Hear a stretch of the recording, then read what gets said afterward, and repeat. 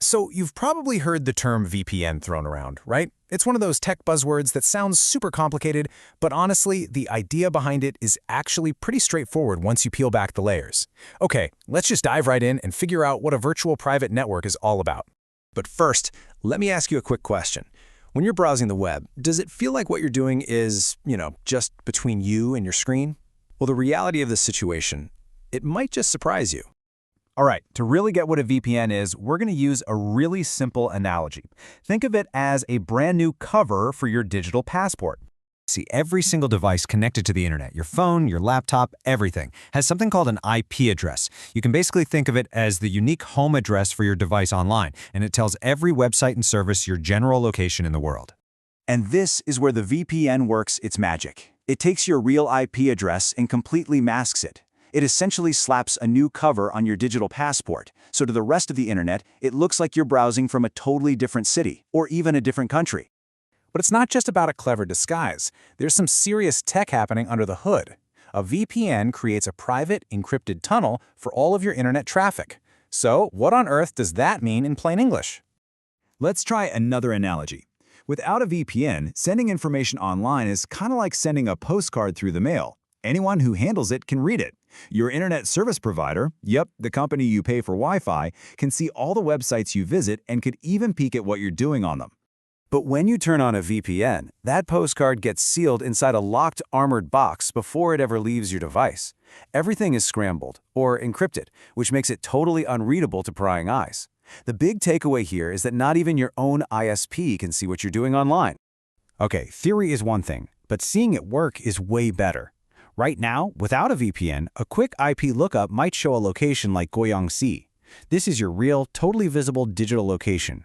And now, watch this. With just one click, the VPN is activated. And bam! We refresh the page and our location is now London. It's just that fast and that effective. A complete digital relocation in an instant. Okay, so you can change your location and encrypt all your data. That's cool, but what does that actually let you do? Well, these two abilities combine to give you some pretty useful online superpowers. So, what's the payoff? Well, for one, you get a much higher degree of anonymity, hiding your habits from advertisers who are always trying to track you. It's also absolutely crucial for staying safe on public Wi-Fi, think airports and coffee shops, because it encrypts your connection so hackers can't just steal your passwords. And of course, the big one for a lot of people, bypassing geo-blocking. Ever get that "this content is not available in your country" message? A VPN is your secret weapon. It can even stop your own internet provider from throttling or slowing down your connection just because you're streaming. But here's a fun fact. This technology wasn't invented for watching streaming shows from other countries. It actually has a much more serious corporate history. And like any powerful tool, it can be used for both good and bad. Let's hop in a time machine and go back to 1996. A Microsoft employee invented the first version of what would become the modern VPN. Not for privacy buffs, but for business. The goal was simple. Let employees working from home securely connect to the company's internal network. It's like giving a remote worker a virtual seat right inside the office, and it's a technology that is absolutely fundamental to how we work remotely today. However, that exact same power, the ability to create privacy and completely mask a location, well, it can also be exploited by people with malicious intentions. Threat actors often use a tactic called chain loading or VPN hopping. Instead of just connecting to one VPN server, they'll connect to a server in, say, country A, and then use that connection to hop to a server in country B, and then to another one in country C, and on and on. You see the problem here, right? To trace that path, law enforcement would need legal cooperation and subpoenas from every single country in that chain. It's a bureaucratic nightmare, which is exactly the point. Okay, now we have to clear something up, because it's probably one of the biggest points of confusion out there. A lot of people think that their browser's private or incognito mode is basically doing the same thing as a VPN. It's not. Not even close. Let's just put them head to head. Incognito mode does exactly one thing. It tells your browser not to save your history on your computer. That is it. Your internet provider can still see every single site you visit, and your real IP address is still completely visible to the world. A VPN, on the other hand, hides your activity from your ISP and masks your real IP address. It's the difference between closing the blinds in your room versus moving your entire house to a different country.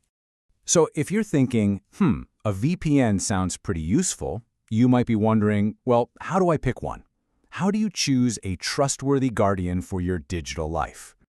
The single most important feature you need to look for is a strict no-log policy. This is the company's promise that they do not keep any records of what you do online.